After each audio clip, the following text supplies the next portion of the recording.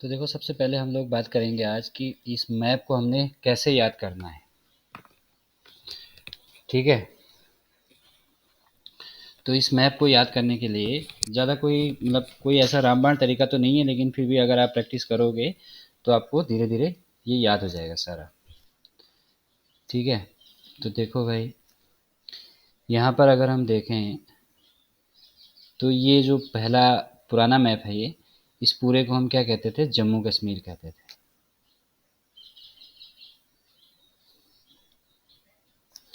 ठीक हो गया। इसको क्या कहते थे? जम्मू कश्मीर कहते थे।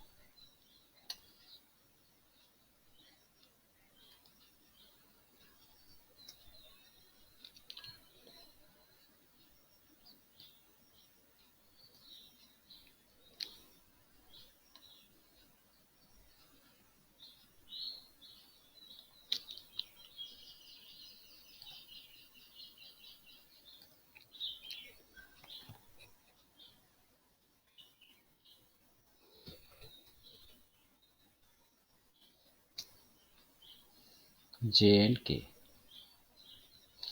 ठीक है। अब जो है ये दो केंद्र शासित प्रदेशों में बढ़ चुका है। ठीक है। तो इन दो केंद्र शासित प्रदेशों की अगर हम बात करें तो ये वाला जो हिस्सा है ये क्या कहलाता है? जम्मू एंड कश्मीर कहलाता है, इधर वाला पार्ट। ठीक है। इसको हम अब बोलते हैं जम्मू एंड कश्मीर। और इसको क्या बोलते हैं? इसको हम बोलते हैं लद्दाख।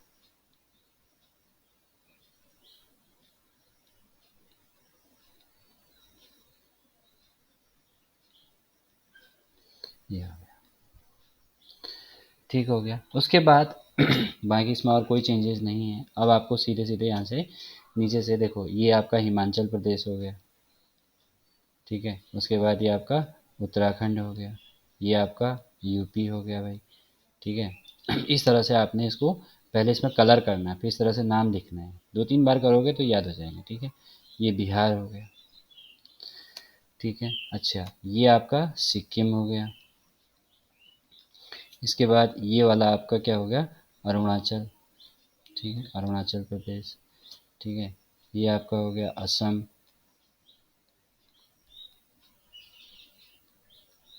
ठीक हो गया। अच्छा, उसके बाद ये आपका हो गया मेघालय। ठीक हो गया। उसके बाद यहाँ पर जो है आपका ये है त्रिपुरा। देखो, इधर से बंगाल से घिरा हुआ है पूरा ये। ठीक है। फिर नीचे से भी बांग्लादेश से घिरा हुआ है, सॉरी बंगाल नहीं, बांग्लादेश। फिर इधर से भी बांग्लादेश से घिरा हुआ है, तीन ओर से बांग्लादेश से घिरा हुआ है। पहचान है इसकी, त्रिपुरा। अब यहाँ पर मी म ना करके याद कर लेना। मी मी का मतलब मिजोरम। ठीक है। ये हो गया मी। म मणिपुर। और ये नागालैंड। ठीक हो गया। तो ये तो हो गया आपके पूर्वोत्तर के राज्य और उत्तर के राज्य।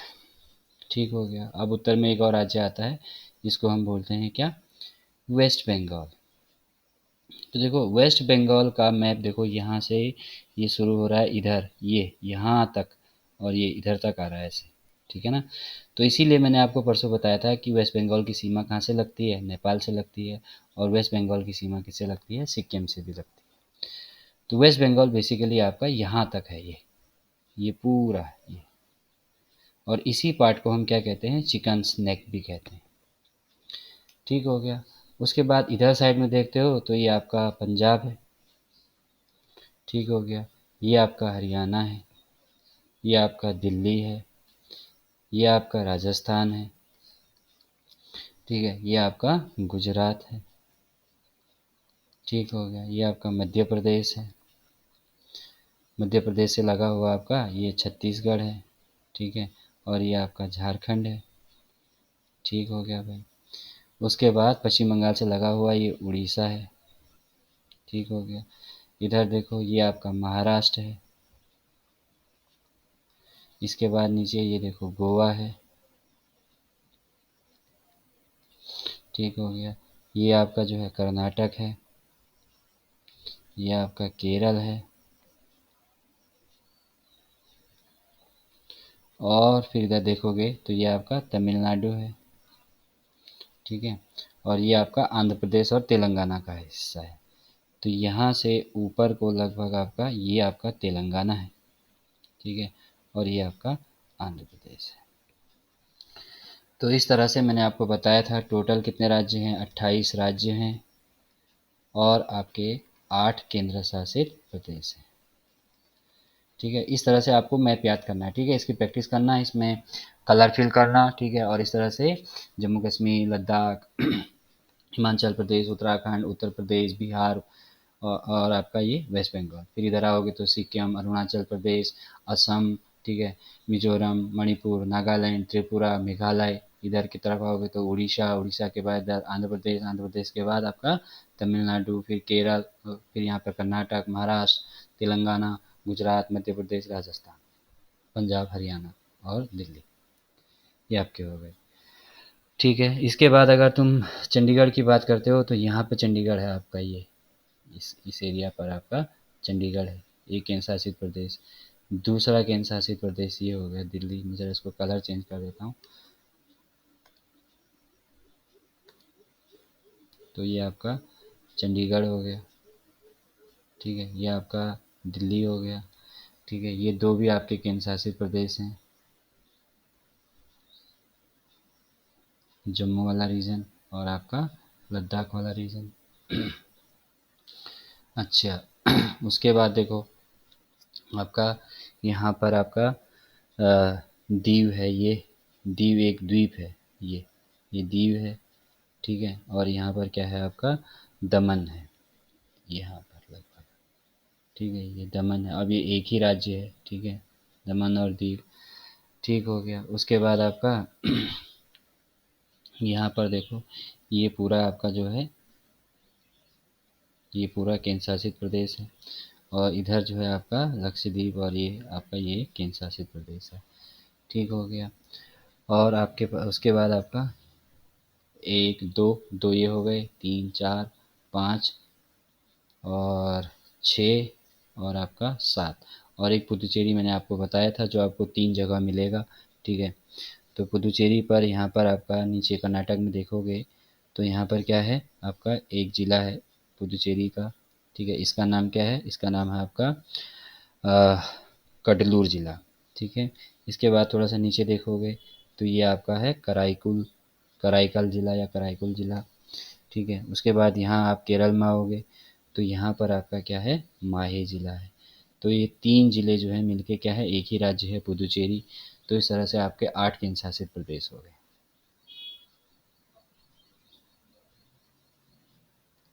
समझ में आई बात?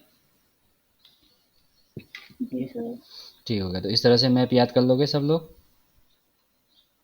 जी सर।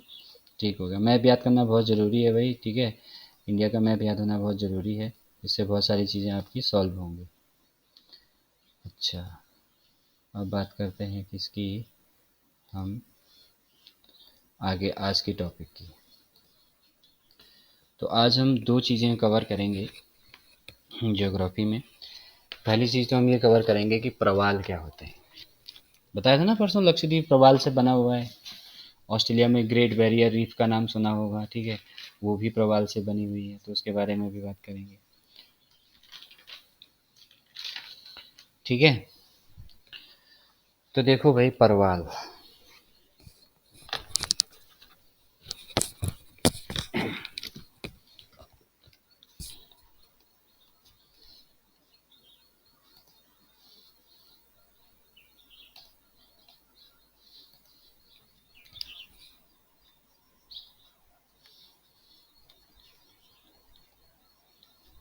प्रवाल,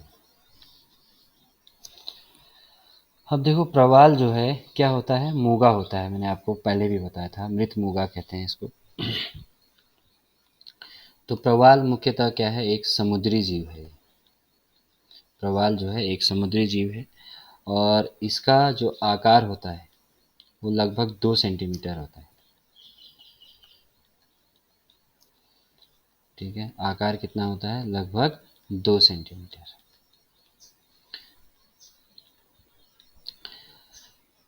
अब प्रवाल जो है इनका एक रहने का विशेष पैटर्न होता है, ऐसा नहीं होता है कि एक प्रवाल आपका यहाँ पर है, एक प्रवाल यहाँ पर है, एक प्रवाल यहाँ पर है, ऐसे नहीं रहते हैं। ये कैसे रहते हैं, कॉलोनी का निर्माण करते हैं, कॉलोनी में रहते हैं, में निवास करते हैं। अच्छा, कॉलोनी में निवास करने का मतलब क्या हुआ कि ये बहुत सारे प्रवाल जो है एक साथ रहते हैं, कुछ इस तरह से रहते हैं ये।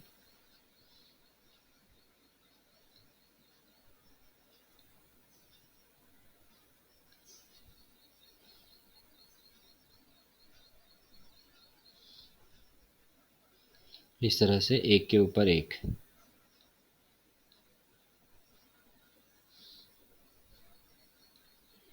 ठीक है।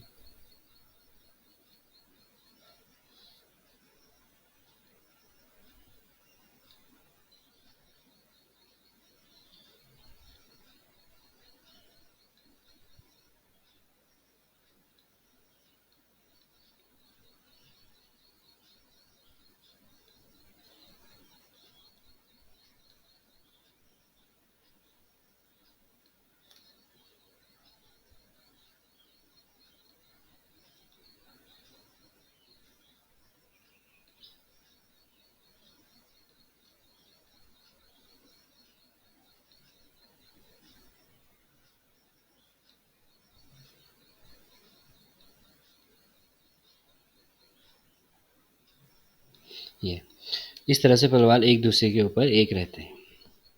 अब क्या हो गया, मान लो कि ये प्रवाल सबसे पहले यहाँ पर आया, ठीक है। इसके बाद एक से दो हुए, इस तरह से इन्होंने इस तरह से रहे।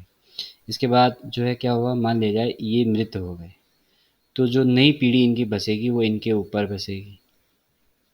फिर उसके बाद अगली पीढ़ी जो है वो इसके ऊपर बसेगी, ठीक है। इसके बाद अगली पीढ़ी जो है वो इसके ऊपर, इस तरह से ये एक दीवार नमा बन जाती है, ठीक है। अच्छा, तो इस तरह से क्या बन जाती है, प्रवाल की परतें बन जाती हैं। अब आपको पता है कि रासायनिक अभिक्रियाएं होती हैं, भूगर्भिक प्रक्रियाएं होती हैं, जिसके कारण क्या होता है, धीरे धीरे जो है ये पूरा जो दीवार नुमा चीज़ है, यही जो चट्टान है, ठीक है, परतदार चट्टान है, ये क्या हो जाती है आपकी, सशक्त हो जाती है।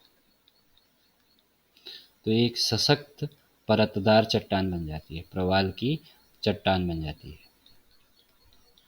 तो इसी को हम क्या बोलते हैं, प्रवाल बोलते हैं। अच्छा भाई, ये क्या करते हैं, चूना खाते हैं। क्या खाते हैं ये, चूना खाते हैं, ठीक हो गया।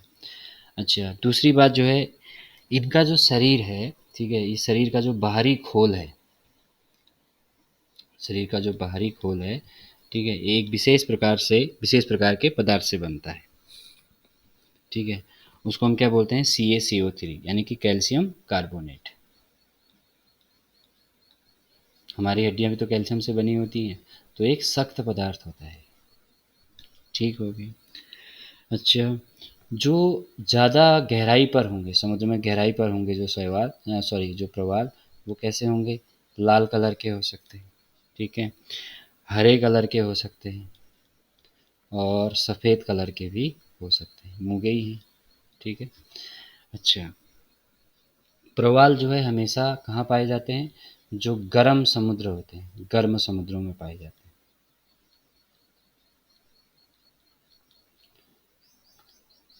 तो अगर वैसे देखा जाए तो भारत में अरब सागर में ये पाए जाते हैं, ठीक है, लक्षद्वीप इसी पर बना हुआ है। इसके साथ साथ आपका ऑस्ट्रेलिया की ग्रेट बैरियर रीफ है। ऑस्ट्रेलिया का नक्शा देखोगे तो कुछ इस तरह से शुरू होता है, इधर पूर्वी कोना, तो यहाँ पर जो है ग्रेट बैरियर रीफ है,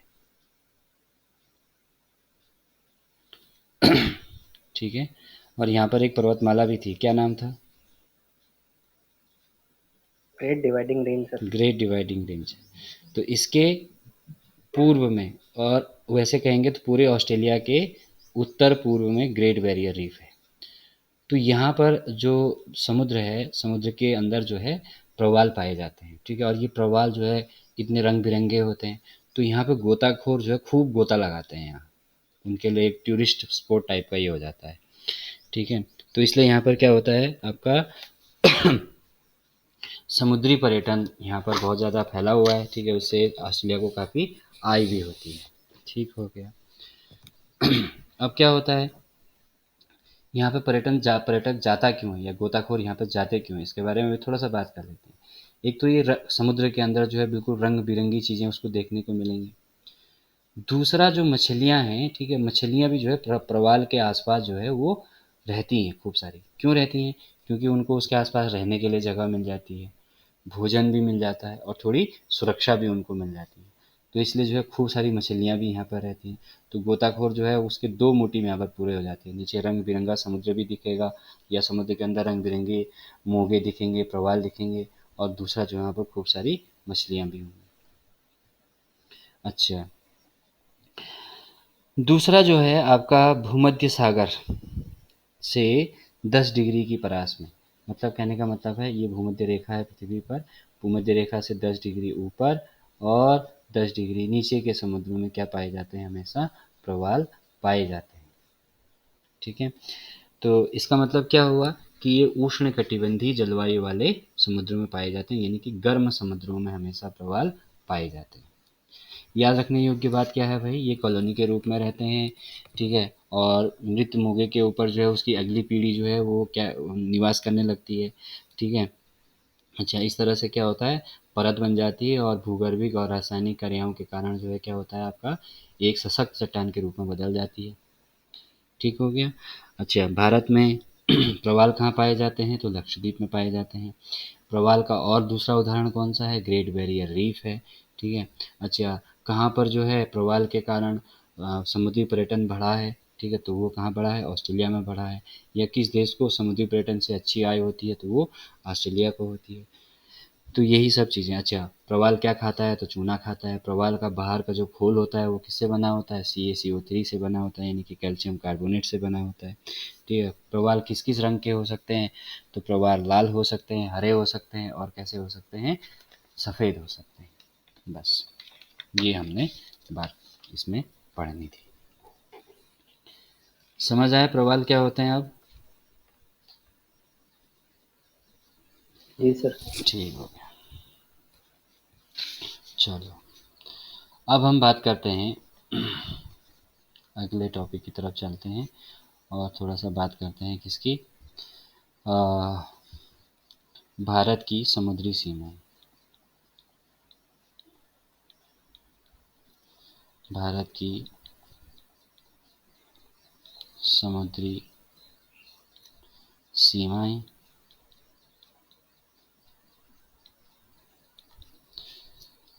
खाड़ियाँ और चैनल।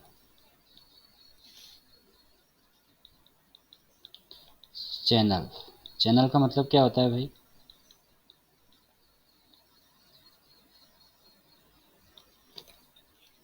चैनल का मतलब होता है दो भूभाग हैं, जैसे एक यहाँ पर है, ठीक है, और एक यहाँ पर है, इसके बीच में पतला सा समुद्र, उसको चैनल बोलते हैं। ठीक हो गया। तो सबसे पहले मुझे मैप बनाना पड़ेगा।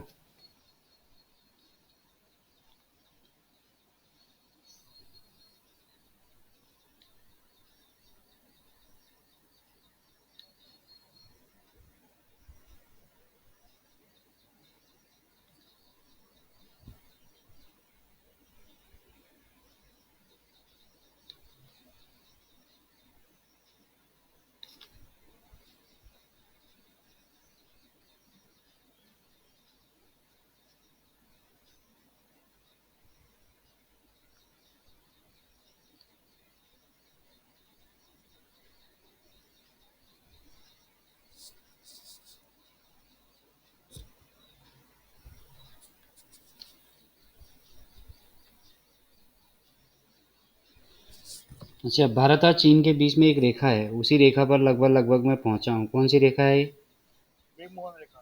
शाबाश।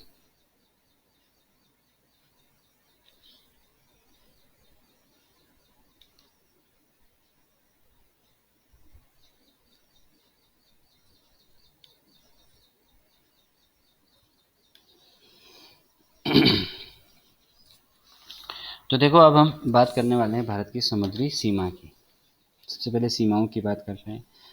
तो भारत की समुद्री सीमा ये है, ठीक है, यहाँ से लेकर आपका यहाँ। ठीक हो गया। अब देखो,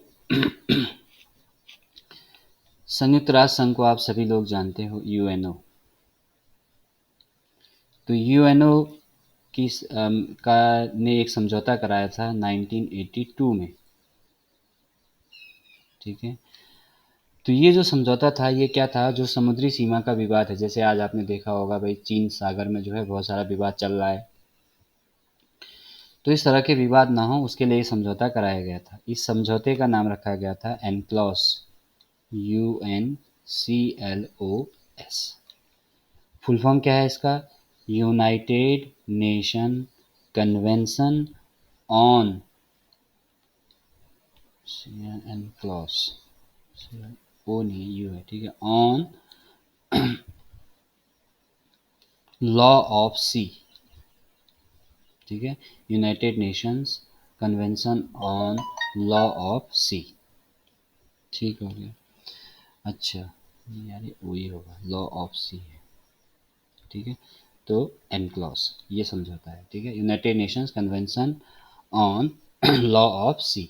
तो ये आपका इसका फुल फॉर्म। क्या हुआ इस समझौते के अंदर? इस समझौते के अंदर ये हुआ कि किसी भी देश की जो समुद्री सीमा है उसको 3 भागों में बाँटा गया।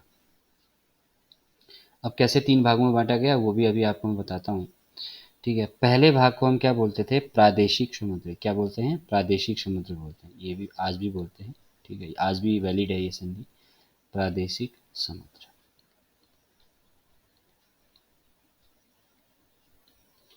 अच्छा, दूसरा है आपका अभिछिन्दन मंडल या संलग्न ज़ोन।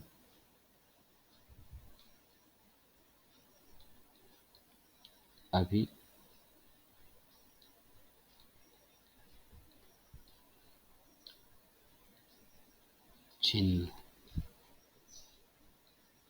जिस दिन मौसम ख़राब होता है तो टच पैड थोड़ा काम जो है ख़राब करता है। मंडल, या इसी का एक दूसरा नाम है, वो है आपका संलग्न ज़ोन। संलग्न ज़ोन, ठीक है। और तीसरा जो है वो है आपका अनन्य आर्थिक क्षेत्र।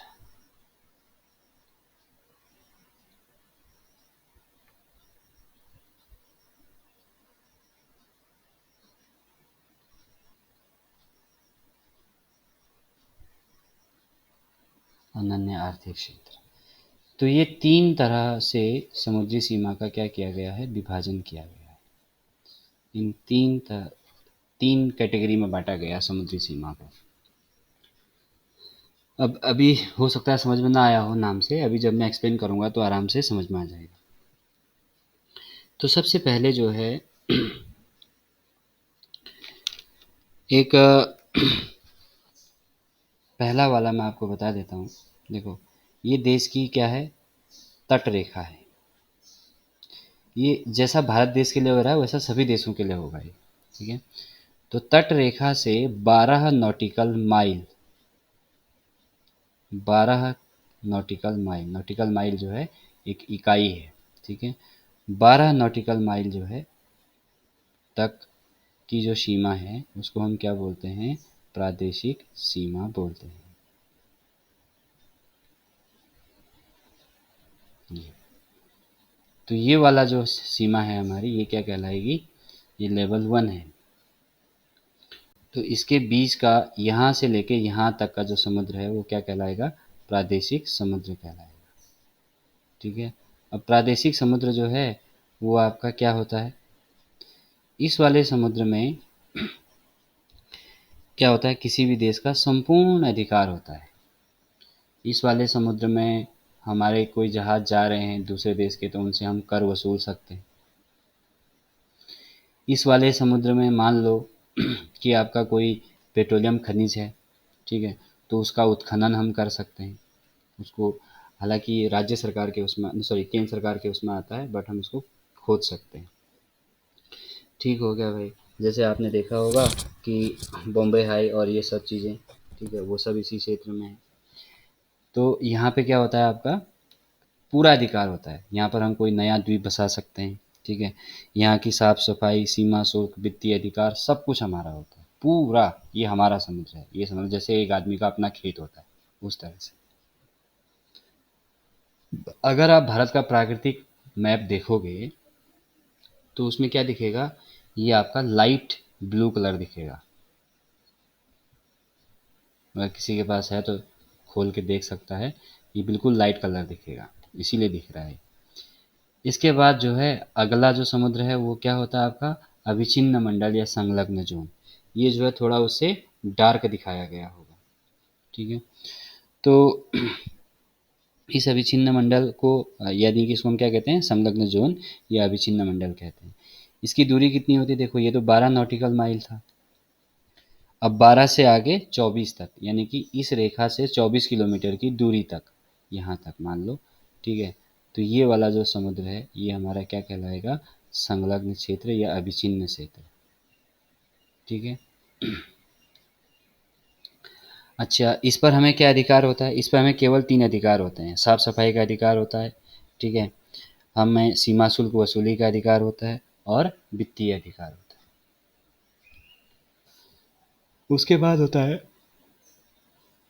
आपका तीसरा, तो इस समुद्र इस तट रेखा से 200 नॉटिकल माइल तक बहुत दूर हो जाता है, ठीक है। 24 से लेके आगे 176 किलोमीटर आगे तक का जो क्षेत्र होगा, ठीक है, वो आपका क्या कहलाएगा, वो आपका इस तरह से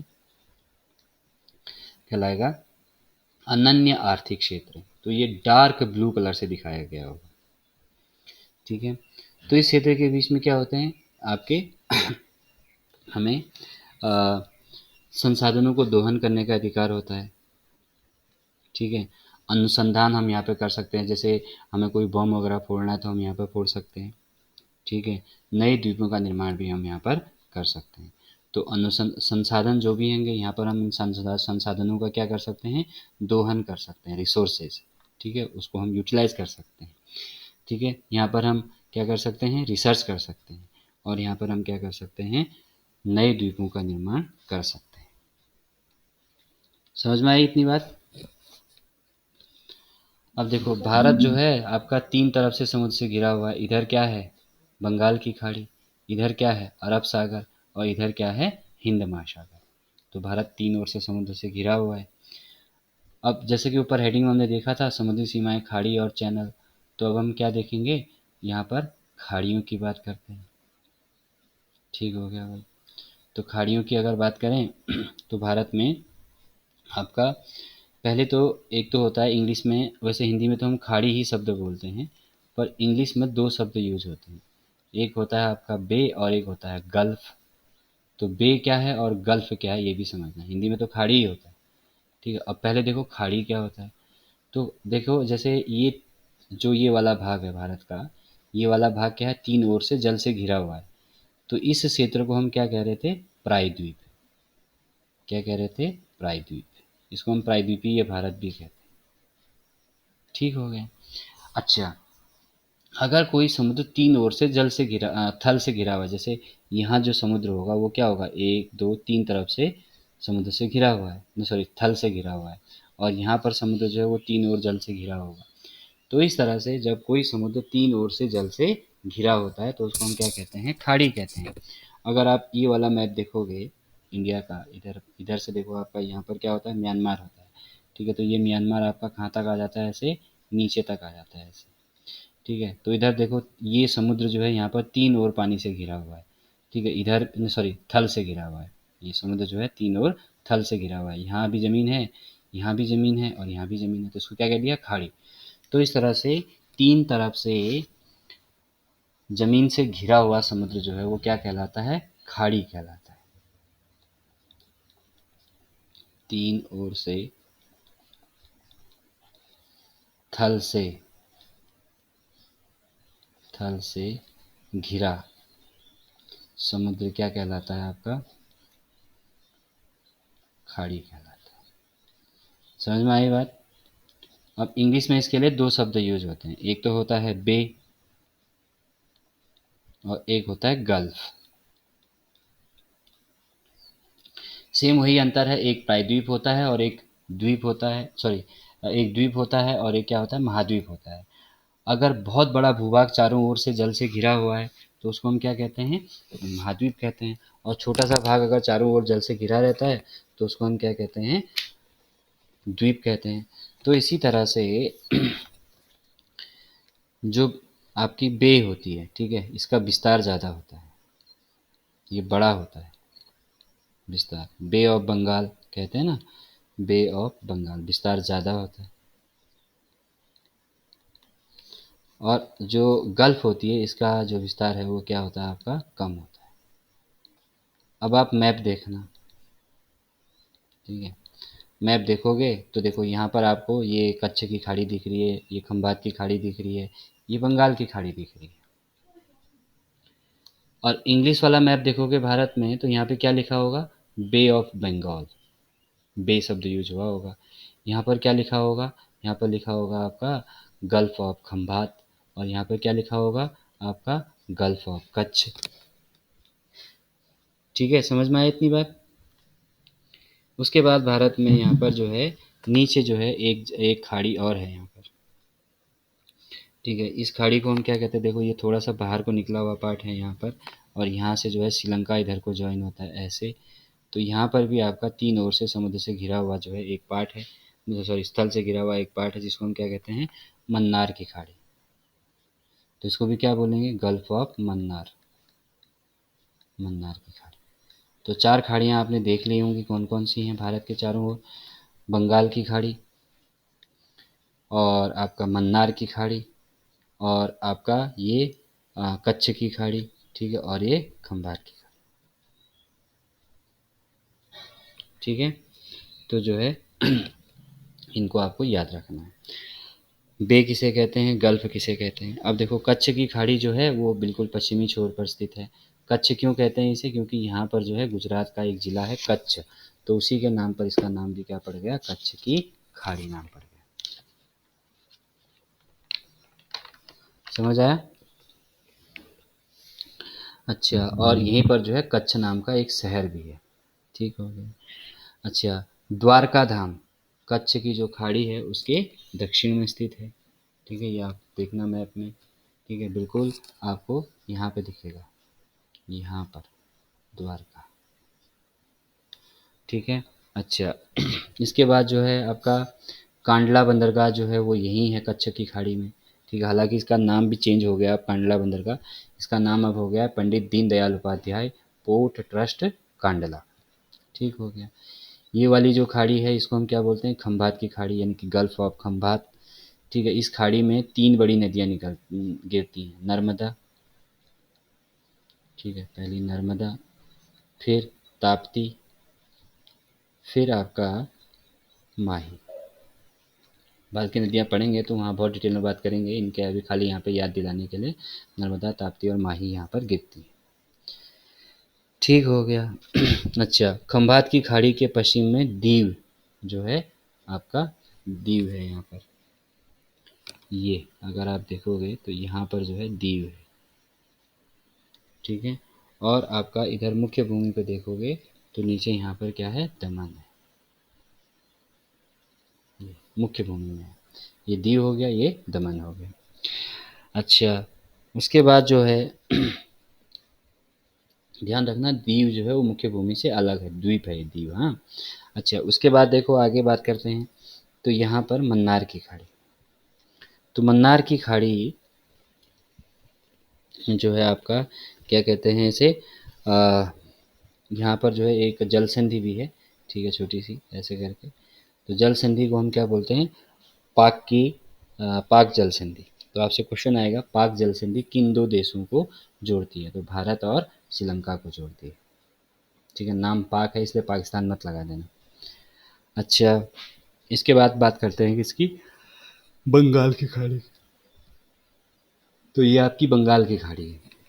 बंगाल की खाड़ी में आपका क्या है, अगर दक्षिण में आप जाओगे यहाँ पर, तो यहाँ पर आपके द्वीप समूह हैं, जिसको हम क्या बोलते हैं, अंडमान निकोबार द्वीप समूह बोलते हैं। परसों द्वीप में आपको बहुत सारी डिटेल में इसकी चर्चा मैंने आपको के साथ की हुई है। अच्छा, अब बात करते हैं चैनलों की। तो चैनल क्या होते हैं, दो स्थल भागों के बीच में एक पतला सा समुद्र। तो लिटिल अंडमान और आपका कौन सा कार निकोबार, लिटिल अंडमान और कार निकोबार। लिटिल अंडमान जो है, देखो 4 द्वीप मैंने ऊपर के बताए थे जिनको हम अंडमान कह रहे थे। उसके बाद नीचे के 2 छोटे-छोटे द्वीप बताए थे, उनको हमने क्या बोला था? निकोबार बोला था। तो ये लिटिल द्वीप है, ठीक है, लिटिल अंडमान। और ये आपका क्या है? कार निकोबार। इसके बीच में जो पतला-सा समुद्र है, इस समुद्र को हम क्या कहते हैं? 10 डिग्री चैनल। यहाँ से विषुवत 10 डिग्री अक्षांश रेखा होके जाती है। अच्छा, फिर उसके बाद यहाँ पर मैंने आपको बताया था लक्षद्वीप, ठीक है, और लक्षद्वीप के बाद जो है लक्षद्वीप में एक लक्षद्वीप नाम से भी है, ठीक है, और एक आपका मिनिकॉय, ठीक है। तो ऊपर लक्षद्वीप और उसके नीचे फिर यहाँ पर मिनिकॉय। इनके बीच में कौन सा समुद्र है?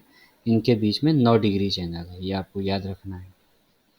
उसके बाद मिनिकॉय, मिनिकॉय के नीचे यहाँ मालदीव है, इनके बीच में कौन सा चैनल है? 8 डिग्री चैनल है।